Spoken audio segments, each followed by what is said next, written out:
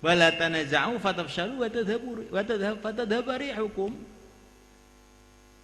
Jangan kamu bertengkar, kekuatan kamu hilang. Orang-orang kafir itu tahu, pokoknya orang Islam itu kalau mereka bersatu gawat, kalau mereka itu berpecah habis. Maka ada kekuatan Islam yang sekarang itu diincar sama orang batil di Indonesia. Yang pertama kali pesantren. Karena pesantren ini telah berhasil menjaga agama ini 500 tahun di Indonesia ini. Maka bagaimana pesantren itu berpecah belah? Maka diangkatlah Gus Dur jadi presiden supaya kiai-kiai suka politik.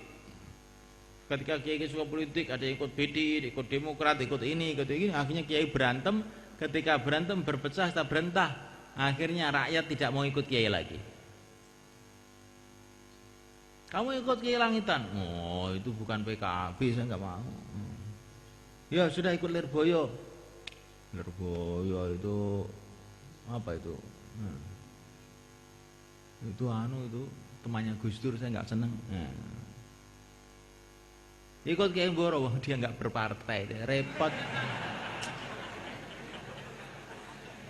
Nanti orang semua suruh mundur dari politik, kita nggak bagian apa-apa jadinya. Jangan ikut-ikutan.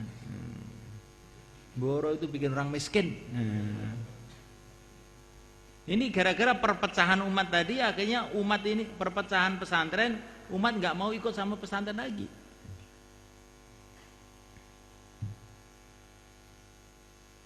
Kemudian yang kedua, kekuatan Islam di Indonesia ini adalah habaib.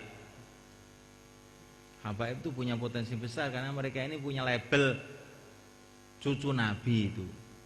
Maka ingin dirusak sama orang-orang kafir. Caranya bagaimana? Dimasukkan jarum-jarum Syiah pada mereka. Sehingga kalau ada Habib lihat, Allah paling Syiah. Habib kok irunge dawa, Syiah. Wis ngerusak. Engko paling mut'ah ngono. Neng kampung arek jauh lah dikira mut'ah.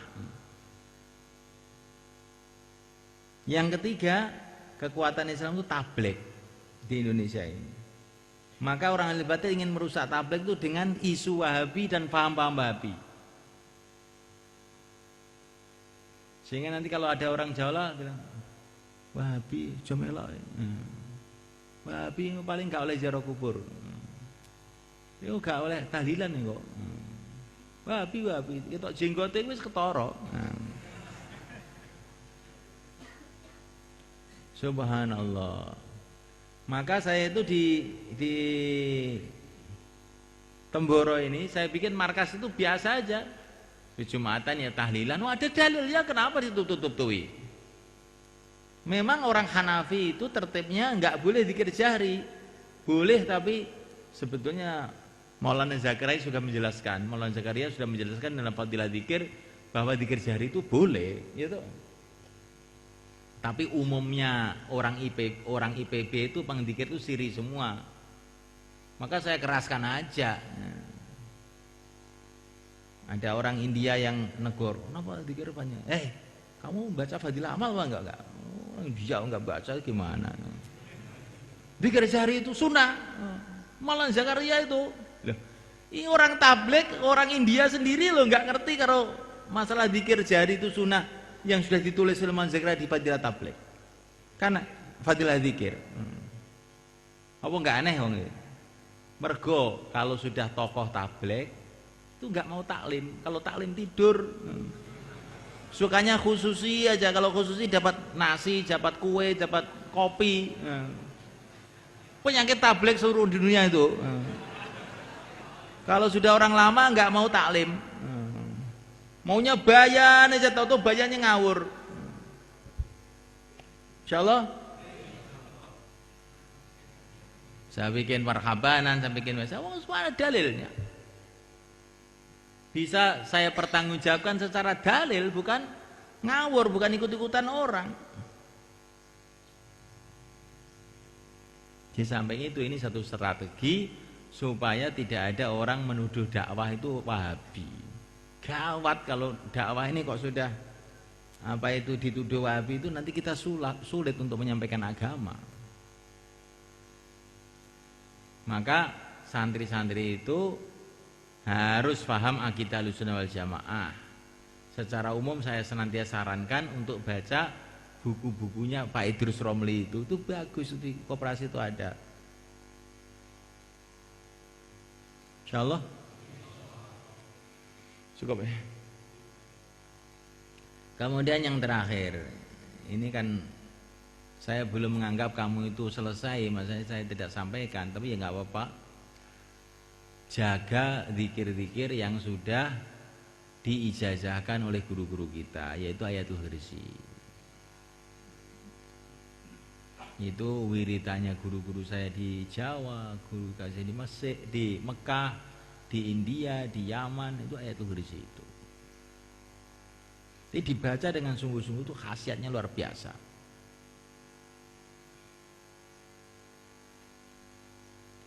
Nabiullah Khadir alaihissalam mengatakan dalam riwayatnya Abu Idris Al-Khawlani, kalau kamu habis sholat subuh baca amanah Rasul dan syahidallah, insya Allah kamu akan mati dalam Islam. Jadi ini Ayatul Kursi itu untuk menjaga dari santet, untuk menjaga dari jangan sampai kita sesat, mati kufur, dan macam-macam. Termasuk ayat 5 itu. Ayat 5 itu kamu baca sungguh-sungguh itu. Fadilahnya ayat 5 itu, kalau kamu baca sungguh-sungguh istiqomah itu nanti Allah akan kasih kamu kekuatan memimpin orang. Kalau kamu ustadz ya bisa memimpin muridnya, kalau kamu kiai bisa memimpin pesantrennya, kalau kamu tuh orang dakwah bisa memimpin karkun-karkun. Kalau kamu tuh sang suami, insya Allah istrinya tuh mau nurut. Kalaupun tidak nurut, tapi nggak akan berani macam-macam. Yang penting kan itu toh. Kalau nurut 100% itu ya biasanya tidak. Yang penting itu pokoknya kita menang itu loh orang itu. Jangan sampai suami kalah dengan istrinya. Itu gawat itu.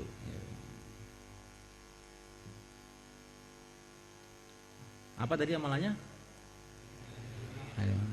Ayat 5. Tambah la tudrikul absar wa tudrikul absar wa tudrikul khabir.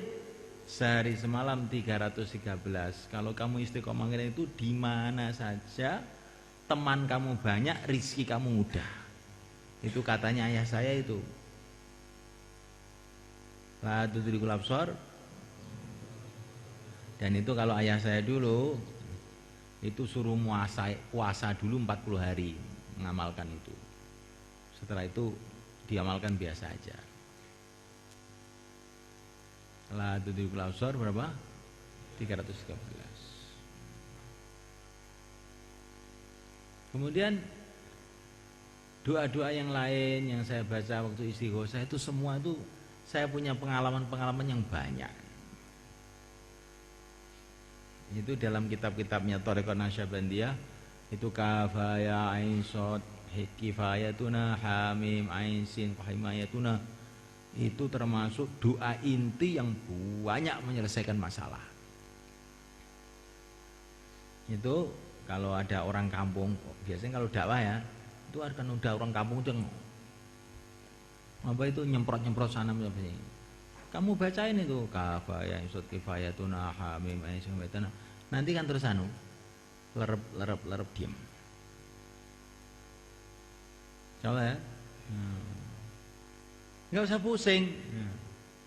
Oh, ini orang tuh dijak dakwah sekarang malah bikin fitnah. Bacakan ini terus ini lama-lama kan. Tapi berapa hari, berapa bulan, berapa jam, ya itu rahasia Allah. Tapi itu pengalaman saya harus lerep, apa saja lerep.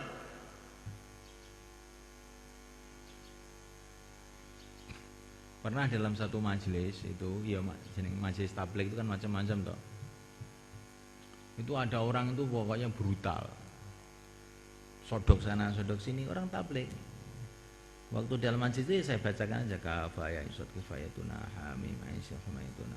Pada waktu itu seolah-olah itu kayak nggak ada kesannya itu. Tapi setelah musyawarah itu yang berantem itu, terus orang-orang yang ngotot-ngotot tadi itu tahu-tahu sebaiknya terus pada mati orangnya itu. Betul ini, pada mati orangnya itu.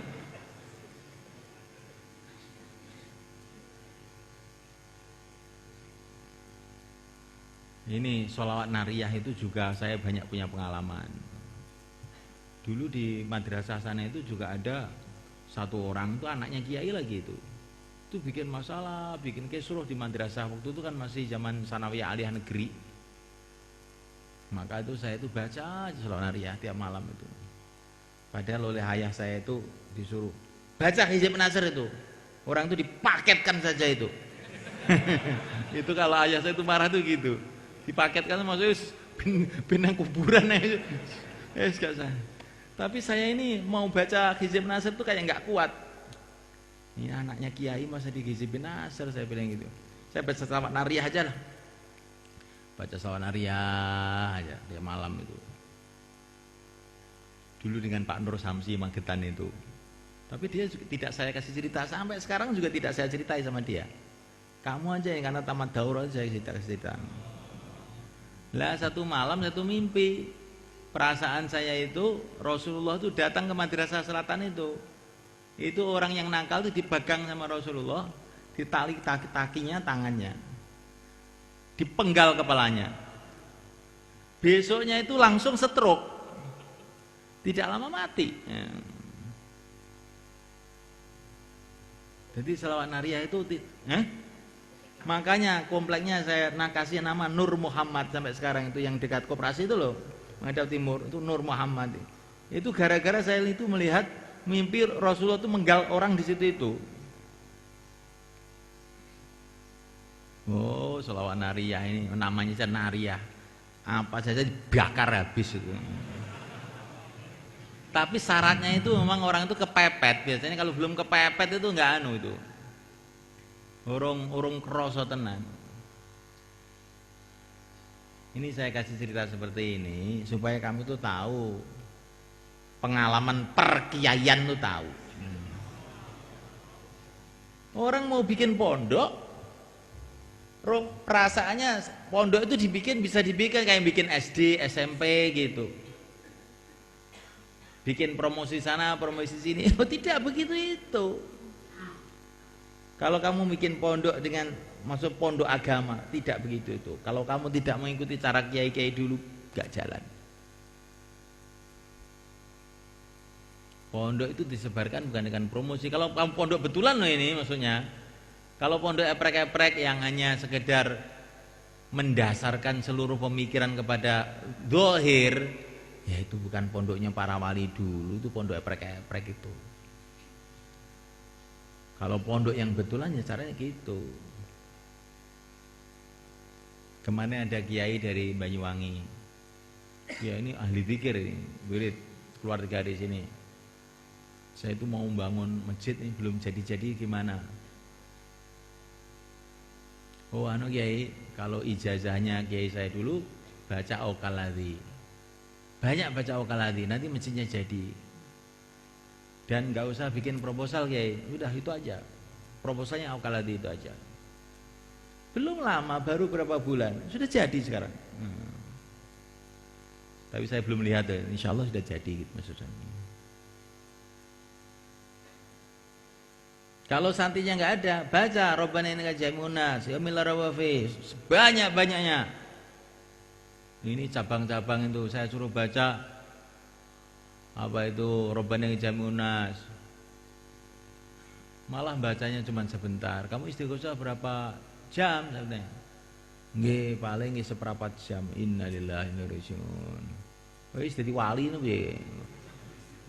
Kowe ki 5 jam ora karan kanggo kowe. Setrum lu 2,5 watt. Istighosah 3 jam. Istighosah seperempat jam. Lah niku tengah ampel niku namung sekedap beda. Beda. Kuwi sing ketok seperempat jam ampel kuwi. Sing gak ketok wis berang-berang puluh jam. Oh. Wong suudzon karo kiai, gak selamat. Itu semalekan. Orang tuh jangan buruk sangka sama kiai. Itu modal. Orang kalau sudah buruk sangka sama kiai, dia tidak akan punya barokahnya kiai itu. Ini katanya Imam Syaroni.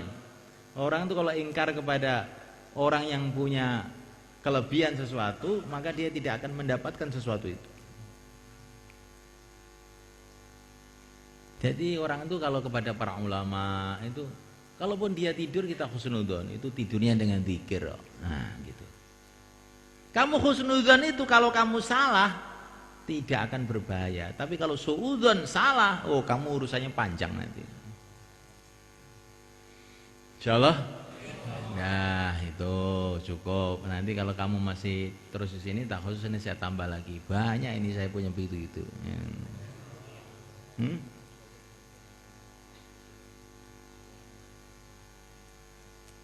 Ya, santri-santri yang mau keluar IPB, kalau kan dengan namanya IPB itu orangnya itu ribuan orang, ribuan, jutaan orang, semua orang bicara. Sebagian juga orang-orang awam yang termasuk di IPB itu kelemahannya pesantren-pesantren di sana itu ilmu kalam juga kurang. Ilmu kalam itu kurang. Sehingga kalau bayan-bayan itu banyak yang bertentangan dengan ilmu kalam. Sebagaimana di Pakistan biasanya Allah itu dai. Nah, karena di dalam Quran Allah yad'u ila daris salam. Ya di Quran Allah yad'u ila daris salam, tapi Allah dai enggak ada. Dai itu sudah nama, dan itu nama itu sesuai untuk manusia. Kalau Tuhan tidak boleh dikatakan dai. Makanya seperti itu. Maka kalau ada hal-hal yang baru, dan kadang-kadang baru itu kadang-kadang dari penterjemahnya, kadang-kadang dari macam-macam, memang bahasanya kita nggak tahu 100%, maka harus konfirmasi dengan saya atau dengan Pak Bet, Pak Atta, ini juga orang ahli ilmu kalam mustahid mutlak, ya. Pak Imdad, yang ngerti bahasa ini. Ini penting ini supaya kita ini tidak menyebar-nyebarkan kejahilan. Memang ada masalah itu sebetulnya salah betul ya tidak, tapi tidak baik kalau diucapkan kepada orang awam. Seperti kata-kata Imam Al-Ghazali, takhallaku bi akhlaqillah, berakhlaklah kamu dengan akhlaknya Allah. Itu sebetulnya benar, sebetulnya maksudnya itu. Tapi ini bahasa ini hanya layak untuk didengar para ulama. Kalau orang awam begitu bisa, kok Allah tuh punya akhlak ya? Wah, akhlak. Ini kok tidak akhlak, ngakidah akhlak. Kan ini kan akhlak ini kalau menurut bahasa kita ini akhlak ini adalah untuk manusia. Kalau akhlak dikatakan untuk Tuhan itu tidak munasib. Apa saja yang bisa menimbulkan tasbih itu kita jauhi gitu. Satu contoh, lah itu kamu itu sebagai orang ahli ilmu itu kalau bayan itu yang lurus gitu. Insyaallah cukup. Al-Fatihah.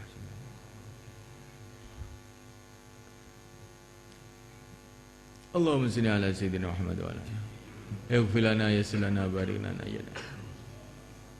Masya Allah la quwata illa billah. Masya Allah la quwata illa billah. Masya Allah la quwata illa billah. Masya Allah la quwata illa billah. Masya Allah la quwata illa billah. Masya Allah la quwata illa billah. Ihdina wahdina sajami'a ya silana. Alhamdulillah rabbil alamin. Yang terakhir, coba ini yang anak Temboro ada enggak tangan? Anak Temboro. Yang asli Temboro. Lu papat. Papat tak? Ya ada. Duduk. Saya ingin pesan khusus sama orang Temboro ini ya. Kamu itu kan dekat dengan kiai di sini itu. Biasakan kamu tuh nemui saya gitu loh ya. Saya itu ada waktu kalau malam Jumat habis bayan itu, ada waktu habis subuh saya musyawarah pagi di markas, ada waktu habis duhur saya nemui tamu di Ampel. Kamu tuh nggak usah sungkan-sungkan. Kalau ada masalah apa gitu, kamu datang aja, minta arahan supaya kalau keliru gak nemen-nemen gitu loh. Salah ya. Dan nanti minta arahan malah disulit-sulitkan oleh Pak Kiai. Enggak, saya janji enggak. Kan saya carikan solusi yang paling mudah gitu ya. Menurut saya gitu. Iya toh, yang kalau menurut kamu ya saya enggak mau, menurut saya. Insyaallah ya. Nah, jadi jangan kamu tuh jauh. Nanti kalau kamu enggak mau nasihat orang-orang tua, akhirnya kamu nasihatnya orang-orang pinggir jalan yang kamu ikuti. Orang yang nggak ngerti agama kamu ikuti, tambah karu-karuan nanti jadinya. Dan ini yang sudah selesai khusus, yang tidak keluar setahun, yang selesai daurah.